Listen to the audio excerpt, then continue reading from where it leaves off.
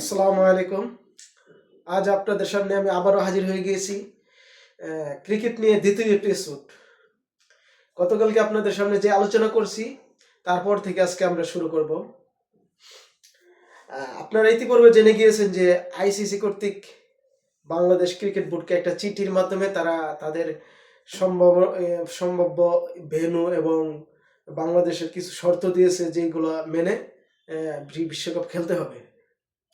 আসলে সেটা কি আমি আপনাদের সামনে এ টু জেড বিশ্লেষণ করব। আশা করি আপনারা ভিডিওটা এ টু জেড দেখবেন।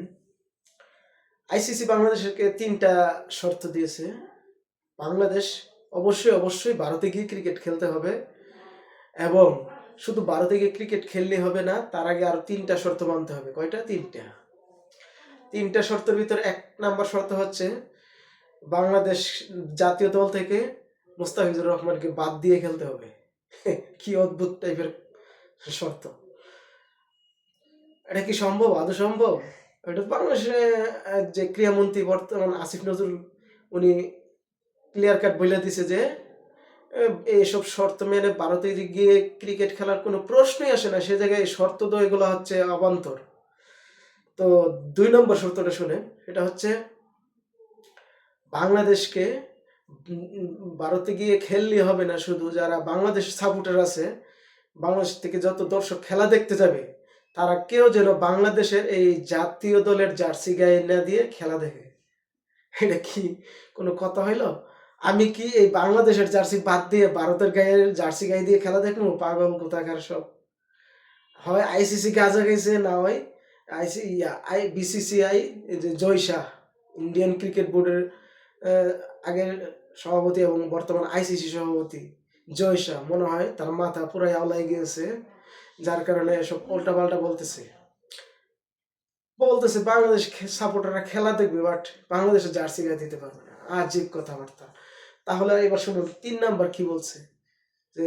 বলছে যে বাংলাদেশ খুব দ্রুত নির্বাচন আগায় আসতেছে, যার কারণে এই হামলা মামলার বেশি আশঙ্কা বাইরে যাবে। এই জন্য যত দ্রুত সম্ভব বাংলাদেশের এই শর্তগুলো মাইনে খেলা চালিয়ে যাওয়া। কারণ যত আগায় আসবে নির্বাচন, তারা আশঙ্কা করতেছে যে বাংলাদেশ ওই দেশে থাকলে বাংলাদেশ জাতীয় দলের উপরে ভারতীয় উগ্রবাদীরা হামলা করবে। এটাকে আইসিসি আশঙ্কা করছে।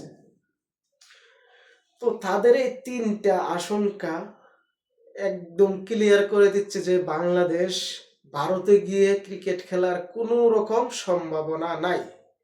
কারণ তাদের এই 3টা দাবি পাগলও মাইনে নেবে না। একজন ভালো মানুষ তো প্রশ্নই আসে না। এটা যদি জিম্বাবুয়েকে বলে, জিম্বাবুয়ে তো পূর্ণাঙ্গ সদস্য দেশ না আইসিসির, ওদেরকেও যদি বলে ওরাও মানবে না। বাংলাদেশ হচ্ছে আইসিসির একটি পূর্ণাঙ্গ কমিটির দেশ। যে কয়টা দেশ আইসিসির পূর্ণাঙ্গ দেশ আছে তার মধ্যে বাংলাদেশ একজন অন্যতম। এখন কথা হচ্ছে আইসিসি কি বাংলাদেশকে এই শর্তগুলো না মানলে বাদ দিয়ে দিতে পারবে? অবশ্যই না। কারণ আইসিসির নিয়মে, আইসিসির অধীনে যারা পূর্ণাঙ্গ দেশ আছে, পূর্ণাঙ্গ ভাবে যারা আইসিসির স্বীকৃতি পাইছে, তাদেরকে আইসিসি চাইলেই বাদ দিয়ে দিতে পারবে না। এখানে কি করতে হবে? যদি বাংলাদেশকে বাদ দিয়ে আবার এই বিশ্বকাপ আয়োজন করতে চায়, তাহলে তাদেরকে করতে হবে একটা নতুন ভোটাভুটির আয়োজন করতে হবে। আইসিসির পূর্ণাঙ্গ প্যানেলের যতগুলা দেশ আছে সবাইকে নিয়ে একটা ভোটের আয়োজন করতে হবে। সবাই যদি রাজি হয় যে না, বাংলাদেশকে বাদ দিয়েই আমরা বিশ্বকাপ খেলবো, তাহলে বাংলাদেশকে বাদ দিয়ে তারা বিশ্বকাপ খেলতে পারবে। তা আদৌ এটা সম্ভাবনা নাই। কারণ বাংলাদেশের পক্ষে ইন্ডিয়া না থাকলেও অন্যান্য দেশগুলো বাংলাদেশের পক্ষে অবশ্যই থাকবে। যেমন পাকিস্তান তো এক কথায় দাঁড়িয়ে আমাদের সাথে থাকবে, শ্রীলঙ্কাও আশা করি থাকবে, বাকি দেশগুলো আমাদেরকেই সমর্থন দেবে। তো এই ক্ষেত্রে বাংলাদেশকে বাদ দিয়ে কি এবার টি-20 ওয়ার্ল্ড কাপ হওয়ার কোনো সম্ভাবনাই নাই এবং বাংলাদেশকেই খেলাতে হবে। কিভাবে? এই যে বললাম, এই শর্তগুলো ছাড়া ওদের আর কোনো পথ খোলা নেই। এই জন্য আইসিসি এবং বিসিসিআই, ইন্ডিয়ান ক্রিকেট বোর্ড, বিভিন্নভাবে বাংলাদেশকে চাপ প্রয়োগ করতেছে। বাংলাদেশ যেন বাধ্য হয়েই তাদের প্রস্তাব মাইনা নিলে ইন্ডিয়ায় ক্রিকেট খেলবো। কিন্তু বাংলাদেশ ক্রীড়া উপদেষ্টা সোজা সাপটা বলে দিছে যে আমরা ইন্ডিয়ায় গিয়ে কোনো রকম ক্রিকেট খেলতে রাজি না, কারণ ইন্ডিয়া যে উগ্রবাদের জন্ম দিয়েছে, আমরা সেখানে আমাদের জাতীয় দলের প্লেয়ার থেকে শুরু করে স্টাফ, সাংবাদিক সহ যারাই যাবে কেউ ওই জায়গায় নিরাপত্তা বোধ করবে না। সেই জন্য ইন্ডিয়া যে আমাদের ক্রিকেট খেলার কোনো সম্ভাবনা নাই। এই জন্য আমাদেরকে বিকল্প ভেন্যু হিসেবে শ্রীলঙ্কাতে আয়োজন করা হবে। এখন শ্রীলঙ্কার পাশাপাশি আবার আর দুইটা দেশের নাম আসছে। পাকিস্তানও চাচ্ছে যে পাকিস্তানে আয়োজন করার জন্য, যদিও এটার সম্ভাবনা নাই। ইন্ডিয়া কখনো চাইবে না ইন্ডিয়ান বিশ্বকাপটা পাকিস্তানে দেখ। তাছাড়া আরব আমিরাতের কথা আসছে, ওইটার তেমন সম্ভাবনা নাই। তবে বিকল্প ভেন্যু হিসেবে একমাত্র শ্রীলঙ্কাই হতে পারে বাংলাদেশের 4টা ম্যাচ। এর আগে আমি বলেছিলাম একটা ম্যাচ যেটা ইন্ডিয়াতে হতে পারে, কিন্তু আজকের এই চিঠির পর থেকে ওই ম্যাচটাও হওয়ার সম্ভাবনা ক্ষীণ হয়ে গেছে।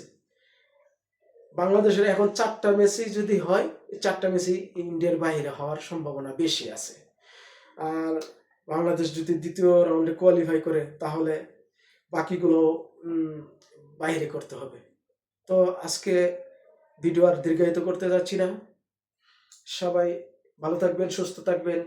আল্লাহ হাফেজ।